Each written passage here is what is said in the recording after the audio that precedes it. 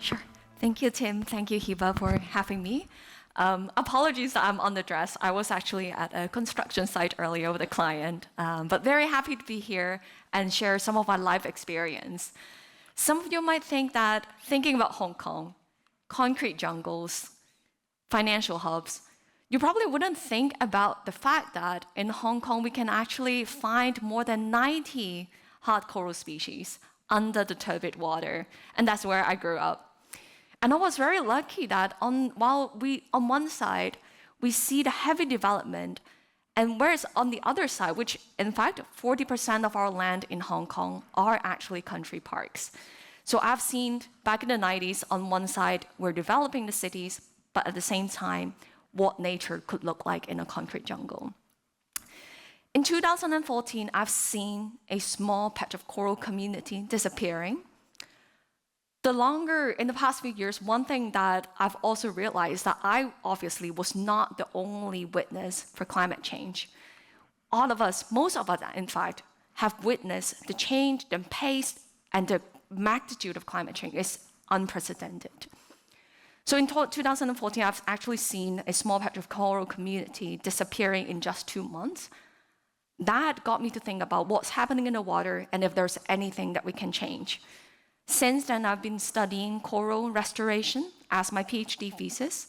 And after 8 years, we've finally gone through the process of a lot of failing and some success, one of which is these 3D printed reef tiles that can really rebuild the destroyed substrate for corals to regrow. But as a scientist, that's also where we stop. We find a problem, we find a solution, publish, and you go through the next cycle. At that point, I was in year 3 of my PhD, realizing that that's not the reason why I spent 8 years in the lab, and took this courage to establish Archireef with my co-founders, seeing this as a vehicle to commercialize a research product and bring it to real life.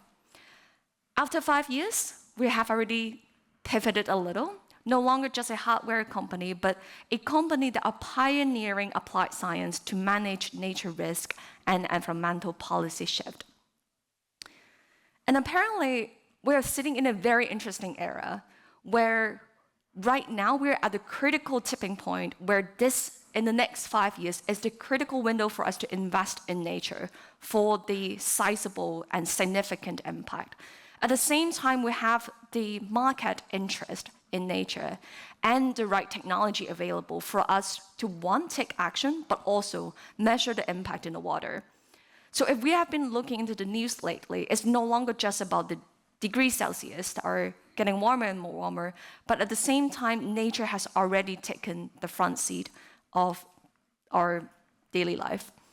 There are mainly 2 financial risks that we have to look at. One is that nature risks are threatening assets. For those that are living by the water, be that the communities or properties, these are at risk from floodings, typhoons. That alone is a $58 trillion, and 55% of the global GDP is also reliant on that. That also trickled down in the policy change. A lot of the environmental regulations are putting corporate responsible to make sure that they are managing and mitigating their impact, not just for carbon, but also on nature and biodiversity. So at Archireef, we are a nature-related risk manager. Specifically, we're also the only vertically integrated business that address all ocean-related nature risk element in-house. From the point that we identify the risk, talk to our client to understand what's their reliance and risk associated with in relation to the ocean. And once we identify the risk, we also propose control and mitigation solutions, and that's where the hardware sits. At the same time, all of our clients also work with us for a minimum of 3 years for the ecological monitoring. And this is also where we deploy different monitoring technologies to extract the data that they will then use for disclosure and potentially the development of biodiversity credit. And I'll walk you through one by one. This is an example of how we use open source data, satellite imagery, and also habitat modeling to identify where are the hotspots. So we look into the historical ecology, knowing where corals used to exist, looking into the water quality today, and also the current distribution of submarine life. At the same time, we also know that we are at a critical era, so we also look into the projections of the future, specifically for the water temperature, to identify what are the areas that are at risk and what are the areas that we should be investing for nature. This is the product of, after 8 years of research, the 3D printed reef tile is the world's first of its kind. That's also being recognized and recommended by the likes of Geneva Invention, as well as the World Economic Forum, Uplink. At the same time, we also know that corals is not our only focus, and obviously not the only ecosystem that are at risk. So we have our second product, the Eco Seawall Panels, to retrofit the artificial seawalls to make it more biodiversity compatible. As mentioned, monitoring is equally important. Here, we're deploying different technologies to make sure that we extract the data efficiently, but also collecting the right metrics that will be compliant to the regulation, but also in the development of biodiversity credit. So the first one is photogrammetry. We're essentially sending divers or ROV in the water to take a lot of photos, stitch them together to create this auto-mosaic model. And at the same time, we also project that 3D model to combine with a computer vision annotation tool. So we no longer rely on a single diver and an ecologist going into the water, record what they can see one by one. We're now having the capacity to monitor what's in the water at scale at a much lower cost as well.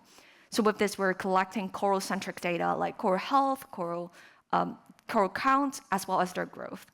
At the same time, the key metrics of the nature market is biodiversity. So we're also deploying environmental DNA.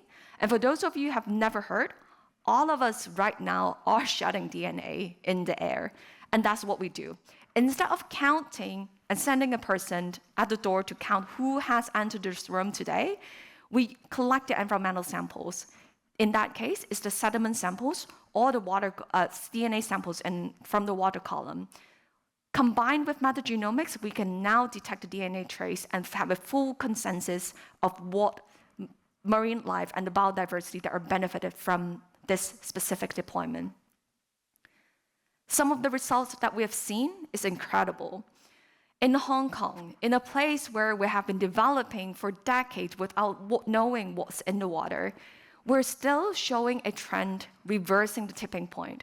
We're seeing a 260% of growth after 3 years, and the survivorship is remaining at 90% after 5 years. And now the corals at the site, you can barely see the reef tiles. It is about the corals that are sitting on top that are already self-sustaining. From an emotional front, I'm even more surprising when we see the project result in Abu Dhabi. In Hong Kong, we have been doing the destruction for more than 3 decades until we realized that we have the solution and capacity to reverse the damage. And yet here, we're intervening at the right time. So here we are actually achieving 600% of increment in fish abundance only after 6 months, a result that took us 3 years to achieve in Hong Kong. And here's another result that highlights the importance of biodiversity. Here we're looking into the cryptic biodiversity species like the tiny little critters that are ranging from 2 millimeter to 5 millimeter. And here we're comparing the construction of the restoration site compared to the reference site, which is only 50 meters away from the deployment site. Same depth, same substrate, same site. The only difference is the right intervention. And here we're showing a 5 times higher species abundance. So we started in Hong Kong 5 years ago and expanded to Abu Dhabi 3 years ago. Earlier this year, we have expanded to Singapore as well as Saudi Arabia. For those of you who are interested in the region, we are at the right place at the right time. We know that this is the biggest project we have unlocked, but we also know that the opportunity sitting there is massive, and that will be the smallest project we will ever have in the future. So if you look into the past 4 years, we have only raised $500,000 on SafeNote. And we essentially built the whole bootstrap from the balance sheet. And the way that we approach or enter the new market is that we always value partnerships. We have around 20 academic networks around the world, as well as NGOs, and those are also trusted by the regulators. So once we expand to a new market, we work with our academic partners, as well as the government entities as well. In terms of the client, we also have asset managers like ADQ, 200 billion asset under management, who is also our investor, financial institutions, developers, as well as shipping and maritimes, and as well as oil and gas, and these industries are also being heavily regulated by their environmental operations. So for them, this is not an ESG exercise, it's not a nice to have, it really is the key to make sure that they can run their business as usual. So in the past 4 years, we have essentially bootstrapped from growing 20x from 2021 to this year. This year will be the first time that we break our 10 million revenue. And at this rate, we are also raising our first Series A. But before that, I would like to introduce my other co-founder, Dennis. Please raise your hand. He is the brain, the commercial side. The fact that we're able to grow commercially, thanks to him. And together, I also have Dr. David Baker as our chief scientist. So with our 6 million raise, we've only started the process just about 2 months ago. Apologies, these are actually outdated numbers. We actually have a term sheet offer already, but we're still negotiating the terms. What we're essentially looking for is that we know that there are opportunities. Our clients are coming to us asking for more service and deeper engagement across their project portfolio as well. So now, for the first time, they feel like we need to grow bigger for the capacity to make sure that we can harness these opportunities sitting right in front of us. With that, we also want to mention that we have the existing investors, including ADQ and 2 other family offices in Singapore, namely Purpose Venture Capital as well as Carbon Zero. So for those of you who are interested to know more about us, our operations, as well as our fundraising round, please come to me and my Dennis, and my co-founder Dennis right over there. Thank you.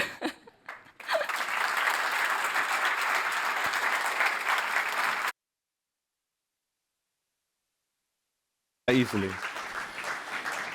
You're not going to be off the hook that easily. That was fantastic. And can I say off the hook in that topic? I'm not sure. Thank you. That was fantastic. Thank you. I would, if you allow, can we give people some hope that the coral reefs, the marine infrastructure that they all used to love back in the 80s and 90s, will be possible to be restored? Yes. I think on one side, as a scientist, if you look at the carbon emission, and for those of you who have been following the news, I know how frustrating it is. And for the longest time, the scientists, especially the climate scientists, also sitting in the room and say that unless we turn 180 degrees to change the policy, there's no way back. But there are also 2 main points that I would like to raise here. One is, all the projection is based on the surface data. We don't know much about the water depth, and we really have underestimated ocean's capacity in facing climate change. At the same time, and that's also give us hope into the fact that we can move shallow water into slightly deeper water. The question is, we have to do it fast, and that's where it comes in. The other part is actually about the technology. For the longest time, people are saying that we don't have enough investment. Of course, if we don't have the data to show that there is a backing, but right now we have the stars aligned, policy, technologies, and also the window, the fact that we can still take action is really critical. So, well, I'm sure you found a bunch of supporters tonight. This is excellent. I promised you guys some groundbreaking presentations. I hope that was it. Thank you very much. Thank you I appreciate again. the time.